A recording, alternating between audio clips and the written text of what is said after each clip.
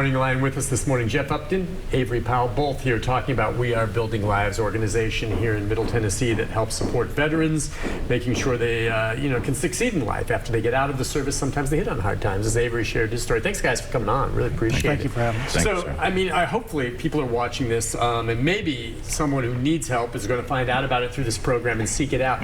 But what can those in the community do? And a lot of people looking for this to do this time of year or year-round to help or get involved with We Build Lives? Well, one of the best things that people could do is, they could, first of all, they could just contact us and figure out how they could possibly volunteer their time. As counselors, as what would they do? I guess they had some training. They can come on board with us as a mentor. We provide mentors for once you graduate the program. We're always looking to expand into the area with any small business owners that may have something that say, hey, we would like to partner with you guys to bring on some of your veterans to work for us. But one of the best ways that can support us, because we are local and because we are an organization that works specifically right here in Middle Tennessee, is if you just go to our website at wearebuildinglives.org, and if you click that just donate today button, and we're looking for sponsors, $25 a month, which in the grand scheme of things isn't a whole lot personally, but it accumulates for us as an organization.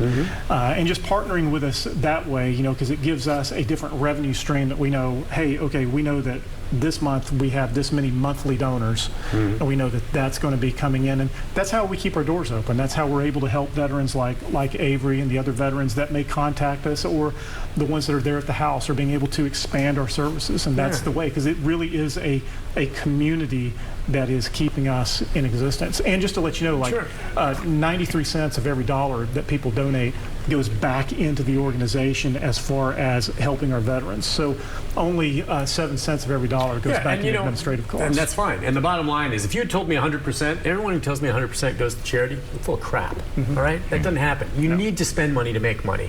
And it's okay that some of the money goes toward fundraising efforts. I'll pay $1 million to a fundraiser if he'll raise $20 million for me. That's a good deal. Would you like to join my board? I'm just saying. So it's okay. But no, I'm really glad you said that that type of money comes in, and the majority of the money raised goes exactly to that kind of cause. But I'm just wondering, this time of year, you said that you recently became part or under the United Way umbrella as well, because you don't take, you said, any federal dollars. You're non-denominational. I don't know if there's some religious aspects of it, depending on if someone chooses to. That's perfectly fine. But you're apolitical, correct? Correct. I mean, all of that. Is it a big deal getting involved under the United Way umbrella? It is a big deal for us, and we're in the middle of that process. We've never been involved in that aspect, so it does open up avenues of different funding and grants that we can get involved with. And to answer your question, we are a faith-based organization, but we do not discriminate in no matter whether you are a Christian, non-Christian, Muslim, Hindu, that it's not like matter. A checklist. Oh, you're not this. You can't be. No, not at all. But if you have a strong faith, then that's encouraged and welcomed, like anything else, of course, right? Absolutely. And it's again, I'm just amazed though that you're full, but it's 9 veterans and you have a waiting list. I wish you could handle more than that. The main primary thing, obviously, you need the resources for it, but would you need another home? We would definitely need another property, a home, whether someone donates it, builds it, whatever that is. We are looking to expand this summer, and again, shameless plug for one of our sponsors. Kirkland's has really helped make that possible. This last year, they sold a 3-wick candle in their store. They had an American flag on it, and you could go up and purchase that. And they gave us 100% of those proceeds. They ran that from Memorial Day all the way through Veterans Day.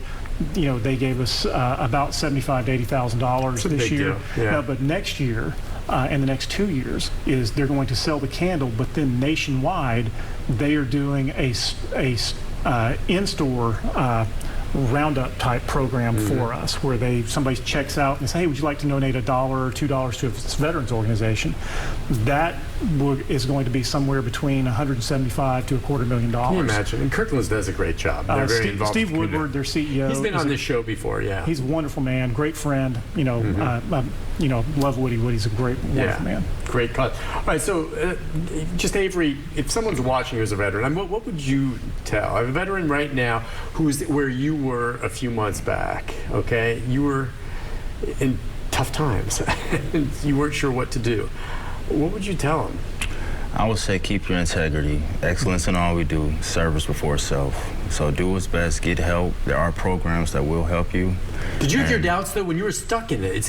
Everything you say makes sense, but it's tough for someone who's in it, who's maybe just had a couple of drinks and they're depressed and they're like, yeah, I hear you, whatever. You know what I'm saying? I mean, I do. Something has to, you had to hit kind of rock bottom a bit. I don't know what was the single thing that jarred you out of it. I don't want to say this, but sometimes you have to hit rock bottom in order for you to see, like... What was the moment where you said, like, was it when you thought about your child? When you my family. Thought your marriage was you were gonna lose it all? Yes, when my wife said, if you don't get your act together, I'm leaving.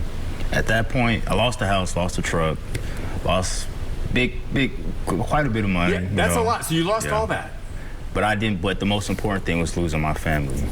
So you can lose all the material stuff, but once your family's gonna walk out that door, you get your act together. So that's what got your attention there. See, one of the things that's making Avery so successful, though, is that he's not blaming other people or other circumstances. Yeah, I haven't heard him say that once. Not one time. So he's focused on building his life and going forward. He's not looking back, blaming other people or other circumstances, and that's the mindset that makes you successful moving forward. Yeah, yeah. Not once have I heard you say, well, this happened or this happened. You take it all on yourself. That's not the military way. Hold yourself accountable. You know, trust but verify that, this is my fault and I have to hold myself accountable. But you got to have resources in order to get your act together.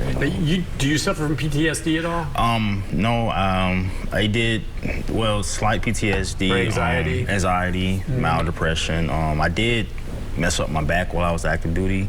So there are other programs too. Like you can get assistance, you can get service connected, but you got to get somewhere where you got a roof over your head and food on your stomach to where you can actually focus. Being out there in the streets, man, and being in homeless shelters, it doesn't help you. You're going to relapse or you're going to fall back into that behavior. So programs like this, they help tremendously with settling in and focusing and refocusing and getting your life back on track as a civilian. Yeah, and not to say that it's a blame and it happens, but there are many veterans that came back with severe PTSD, worse than what you just described, because an explosive went off next to one of their vehicles or something. They get jarred, or they had a brain trauma or something along. That's a whole different ballgame sometimes, just getting past that. The anxiety that comes with it, maybe, any of the cognitive issues.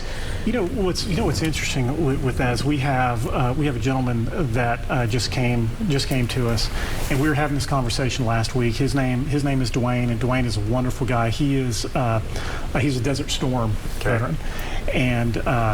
And our operations director, here's an interesting story, our operations director actually is a graduate of our program and now works with us helping run the program.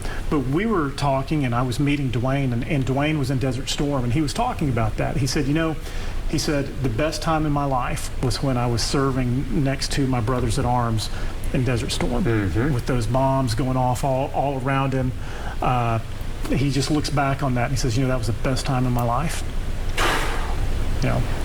Is it because the brotherhood? It's the brotherhood. It's that connection. It's something that someone like me who never served, even though my dad did, but I didn't serve, I'll never understand it. Yep. I'll never understand. And I get personally offended working with these men and women that have sacrificed so much when I hear, athletes say things like we're going to war together.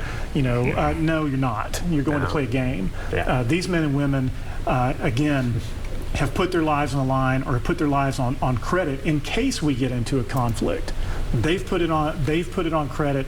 I have not. The least I can do is give back to them in their time of need. Yeah, and what you just described with him saying the happiest time of his life or while he was over there was serving and that brotherhood he had. And that's exactly what I thought he would lose when he left the military. Right. So all of a sudden, the most important thing to him, the camaraderie and the togetherness and the sense of purpose, obviously, and responsibility, frankly.